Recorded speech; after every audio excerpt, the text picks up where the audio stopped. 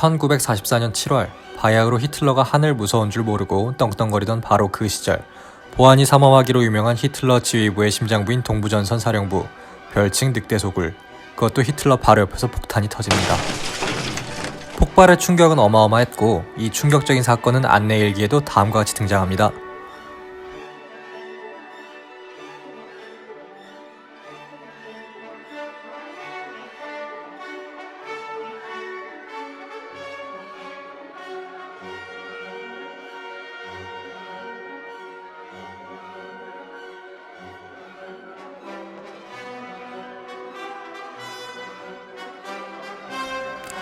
이 이야기 속 젊은 백작, 바로 오늘 이야기의 주인공 클라우스 폰 슈타우펜베르크 백작입니다.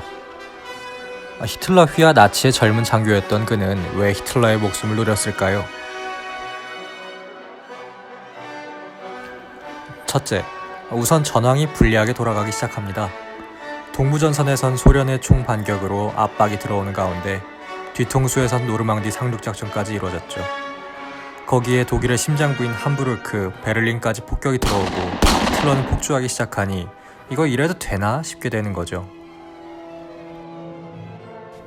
둘째, 전환과 별개로 군부 내부에서 히틀러와 나치에 대한 반발감이 싹틉니다.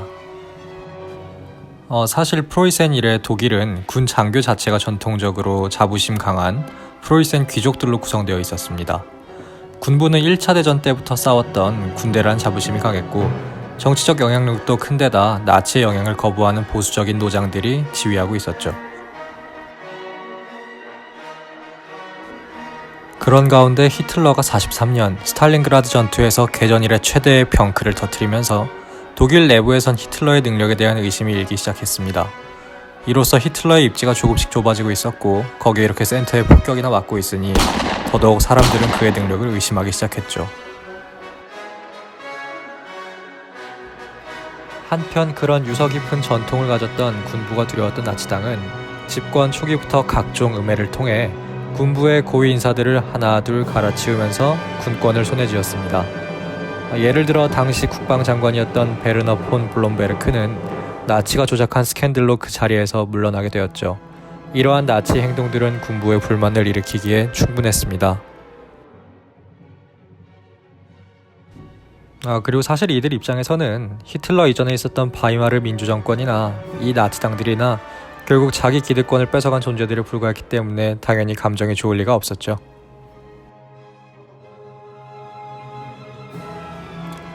셋째, 개인적 동기. 사실 그는 열렬한 나치주의자였고 독일 귀족이었던 만큼 잃어버린 옛 동방 영토, 특히 폴란드 침공을 적극 지지했습니다. 그러나 러시아 전선에서 독일군과 SS가 벌이는 만행을 목도하고 반나치 이념으로 기우기 시작했죠. 그렇게 그는 국방군 내 반히틀러 비밀 조직인 검은 오케스트라에 가담하게 됩니다.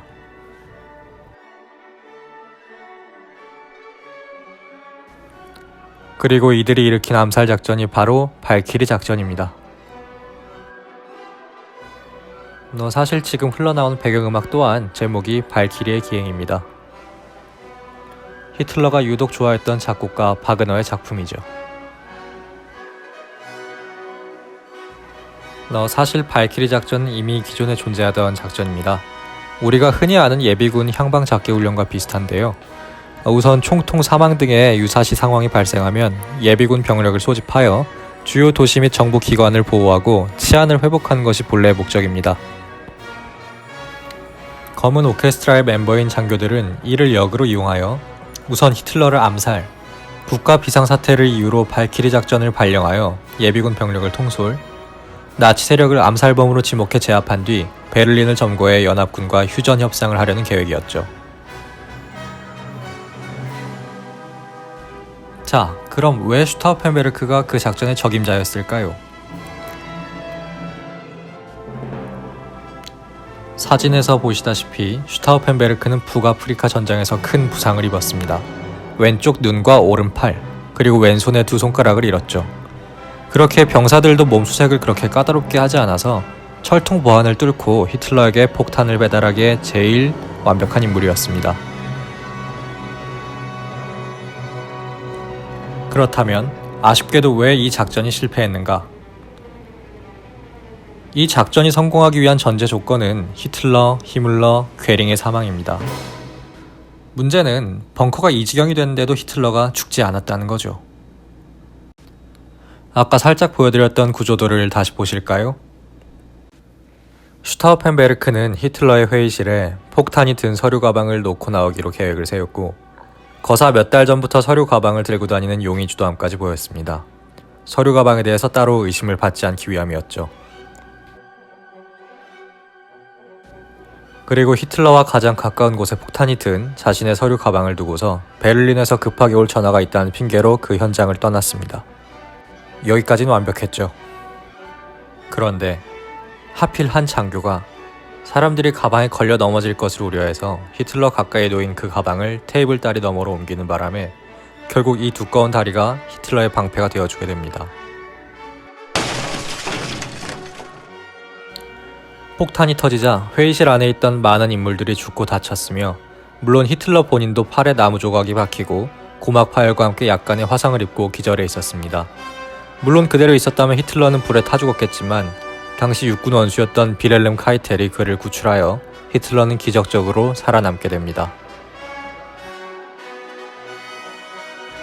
이 사건 이후로 히틀러는 신이 자신을 지켜주고 있다 생각하여 더욱 기세등등하여 반대파들을 제거하고 군부를 장악합니다. 히틀러 주위에 대한 경비도 더더욱 삼엄해졌죠. 자, 그럼 이제 그들의 행동을 뒤돌아볼 차례입니다. 히틀러의 죽음 이후 그들이 노린 것은 과연 무엇이었을까요? 민주주의여 만세? 그건 아니었을 겁니다. 그것은 바로 자신들이 귀족으로서 특권을 누렸던 과거 군국주의 전제군주정으로의 회귀였죠. 사실 슈타우펜베르크가 히틀러를 암살하려고 한 것과 그가 민주주의자인가와는 별개의 문제이죠. 아시다시피 그는 군국주의로 유명한 프로이센 시절부터 백작 가문이었던 사람입니다. 뭐가 아쉬워서 민주주의를 하려고 하겠어요? 안내도 이 뻔한 사실을 알고 있었던 건지 그를 기록했던 일기 말미에 이렇게 평가합니다.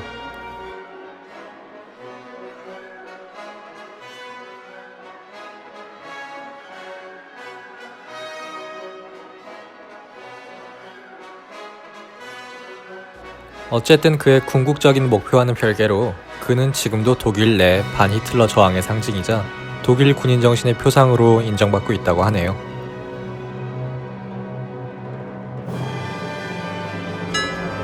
오늘 제가 준비한 내용은 여기까지고요. 오늘 영상과 관련해서는 탐 크루즈가 주연했던 영화 작전명 발키리라는 영화가 있으니 참고하시면 좋을 것 같습니다. 그럼 또 조만간 재밌는 이야기로 찾아뵙겠습니다.